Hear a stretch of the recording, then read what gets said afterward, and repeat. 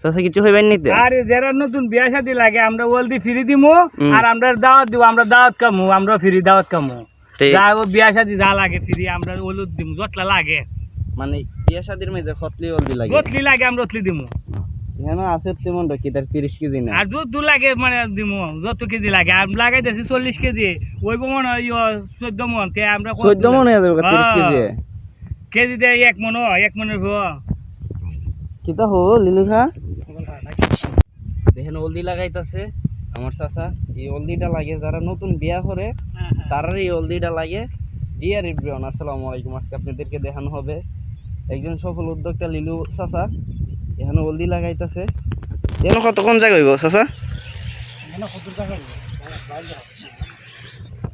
কতলা বিষ আনছুই? জানছি 30 কেজি 30 কেজি হলদি না?